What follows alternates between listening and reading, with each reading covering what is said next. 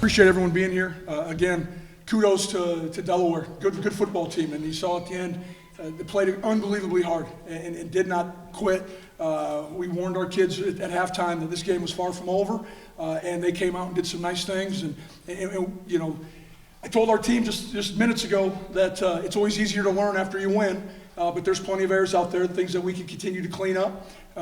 You know, but a win's a win when you travel 1,200 miles and first road game of the year. I'm excited about where we're at. Half the country got beat today, and the other half won, and I'm always excited about winning. There's not enough of them out there. At this time, I'll turn it over for questions. What's your defensive pressure from that defensive line, your linebackers, whatever? I lost count of the sacks. I thought we played really well early in the game, and we were able to get after their starting quarterback, Kehoe, pretty effectively.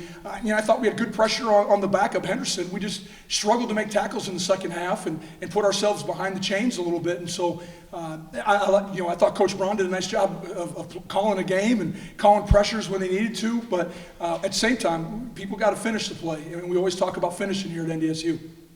Matt, can you describe what happened after the block punt to start the game? I can. We just did not get, they showed a 45 front, and they had a backer off, or a guy looking like he was safe over the snapper, walked up on the snap. We didn't get it recounted, tried to snap, they overload the A-gap. So it'll be one of those moments where the coaches get to learn a whole bunch. I always go back to a stat from Frank Beamer, the former head coach at Virginia Tech. Typically, when you get a punt block, you lose 87% of the games, and this was one of the 13% today. So kudos to our kids and the adversity that they handled right off the bat. How big was the Tutsie play then after that to flip the momentum after they had some going after the block punt? Well, it was critical. I mean, you talked about the block punt for 2, big return. All of a sudden, we hold them to 3. And then we kind of gather our senses a little bit. We have a pick, round probably midfield, which then enabled our offense to get out there. And I thought our offense did a great job moving the ball effectively throughout the day. How important was it to, like you said, the face of the adversity? You hadn't really been behind or had anything bad happen early in those first 2 games. I think it's always invaluable, especially when you're dealing with some new faces, new names out there. I never worry about the hunger and the desire of our kids to play well and to be great, but to have some of those moments, I think, is always critical. In the learning. I'm sorry, Kobe part of the mix now? Oh yeah, definitely. Game 3, he got one more maybe. Who knows? Coach, when you have 2 quarterbacks like Delaware kind of came into the game with to prepare for, how did you approach that? How do you think that kind of played out over the game? Well, they're 2 different quarterbacks, and they really have 2 different sets of skill set, in my opinion. Keogh's a drop back, a pocket passer. Henderson has the ability to throw the ball, but also stress you with his legs more than the starter did. So we probably tried to play more bigger zone, picked and choose where we could bring pressure. He creates another set of headaches for defensive coaches. What did Trey do well today, in your opinion? He missed some initial reads. Number one thing that's going to jump out is ball security. I don't think we had any turnovers again today, and so I think that's critical. Anytime you're dealing with a young quarterback and some young skill kids out there, that it's always about the football. So he did a nice job, but there were some things that he probably missed. I know right there before halftime, or the second series before the half, he missed the snag to Adam Cofield that I think would have scored. We ended up settling for a field goal in that drive. Did you miss James Hendricks today? Was that part of the issue defensively in the second half? No, I don't think so. I think we just missed tackles. That's what we missed. Now, of course, James would have been great to have. I think he's a better tackler, and his senior leadership would help. But when I go back, I'm anticipating I'm going to see some missed tackles. Not bust, but just inability to finish. You expect him to play next week, Hendricks? We do. And it was kind of a late in the week decision. And at the end of the day, I'm really glad that we made the decision that we did. Let's make sure that he is perfectly 100% healthy, and we can get into next week's game plan, see where he's at, knowing that we have the bye week shortly after. Dimitri, the same thing? Same thing. That's one of those injuries. He's going to have to learn how to approach it and how to handle it himself, because it's not anything that we can go in and have surgery on. It's just he's got to learn how to, from day to day, be able to manage that injury. Were you curious, Matt, how some of your young guys have handled this environment? And now that you've seen it, how would you assess it? I'm always impressed with our kids and the maturity that they have. I think it probably goes back and is a reflection of the type of kids we recruit here. Character being the number one thing that we're always looking for. We want self-starters, and I think a lot of times you get hyper-mature kids then when you're looking for those things. And, Luke Wirtz getting his first reps today on kickoff. I love seeing him fly down there and being part of it, and he was so excited. And Kobe to have over 100 yards today was a thrill. But, that's why you go through all the situations, the mock games and fall camp. So when you do have moments like this, hopefully you take a little bit of the stress off their plate. What about Brendan Cook? Seemed to be a guy who got a lot more. He did. He's a little bit bigger body, and so we brought him just because we knew their tendency to get in 12 personnel. They got some big tight ends, big physical kids, and if they wanted to make it a smash mouth, knock them off the line of scrimmage game, we felt like we needed to have bigger depth this week. 10 different receivers today, and 9 last week. You were impressed with Trey. Again, I think it proves his trust in the receivers. And the one I got to bring up, because there's times that I get after him, but Jimmy Kaporis made 2 huge catches for us. One as a check down on one of our play actions, the other one over the middle, and I was super excited for him. And seeing Trey trust Jimmy to get open, I'm going to get you the football. And then, of course, the catch by Gindorf down in the end zone. Thank goodness he was an all-state basketball player. He could box that guy out. You decided to go for the 46-yard field goal with Crosa into the wind. What went into that thinking? Turned out okay because it went over the crossbar. Yeah, that's all. It was a good thought then, wasn't it? Good decision. It counts the same. You know what? We needed to see where that kid's range was, and we've kind of held him back a little bit. We need to remember he's still a true freshman. Regardless of all the PATs, his brother kicks at Cincinnati, so he has some understanding of what it's like to kick in big game situations. But we need to stretch him out a little bit and see what he was good for. And as you can tell, he was super excited about it, and he should be.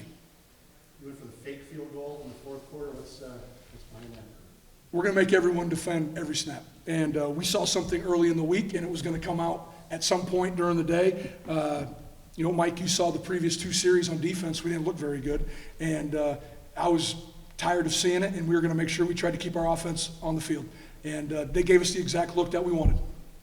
Ty Brooks did not play in the second half, I don't believe. Could have. Got dehydrated, was having a tough time handling the warmth today. And I don't think it's anything. We'll get him back.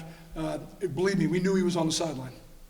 Chris Kleiman beat Mississippi State today. Did you know that? I did not. That's unbelievable. Him and I shared texts the other day, and I said, be careful going down into SEC country. But, guys, he's one of my best friends, and to hear him win, that's big. If I said it doesn't surprise me, I mean it. I mean, the man is unbelievable, and I'm sitting here because of him. Matt, I thought you made a statement today to go on the road and be a perennial CAA powerhouse to go and win convincingly. Do you think you sit 3-0 now going into your final 9 conference game? Now, I don't know if we made a statement. The statement I made to our kids is there's plenty of room to get better. The team in that room, I'm super excited that we won, but there were some errors. We could have won better. And I told them, if you have a tough time dealing with my expectations, then that's tough. But that's the expectations at NDSU, and those are my expectations as well. Trevor, right now maybe permanent at kick or punt return? You like what you I do. back there? I do. And with James being gone, who can do some things for us as well, he's been steady. And, I think we had a return of +10 today. That's our goal. We always want to try to get a first down. We had a good kick return today, got out, I believe, past the 50 or right near the 50. So there were some good things. Unfortunately, there were some things that we got to clean up because we're going to continue to play better and better teams as the year progresses. I thought that was a big change in momentum. Like you said, after the safety, being able to get that and get the momentum on our side at the beginning of the game. And I felt like we started rolling after that, so I thought that was huge.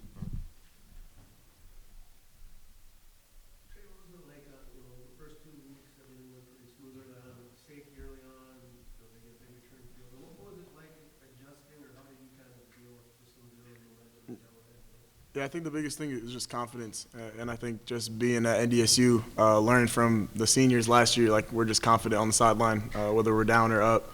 The whole game I didn't ever feel like we were not going to win, pull out a win. Offensive line just dominated the whole game once again, but always things we can get better at. Derrek, you guys dominated the first 3 quarters, and then they got some things going in the fourth quarter a little bit. What's the difference there? What happened there? We just we missed some tackles, missed some fits. It's good though. You hate to see it, but in a win like that, being able to see prove a point essentially, where we got to finish games. We can't just get complacent there. What was the difference in quarterbacks? Their starter, you guys, I think sacked him about 6 times, and then the backup came in. It seemed like he could move a little bit better. Was that different? Yep, 12. He was Yeah. kind of a sit and duck, and then 14. We knew he was going to be scrambling, so we were just trying to get after him, keep contained, but throwing fresh bodies in there to get after him. Kobe, Go ahead. Kobe, you feel part of the mix now as a true freshman getting in there? For sure. This game was big for me. They told me to just be ready to go this game. You know, get a lot of reps this game was big for me as well, building my confidence as we move forward into the conference. Derrek, to get the pressure you guys did on the defensive line in the first half, that feel like a long time coming. You guys hadn't really got to the quarterback in the first 2 games of the season?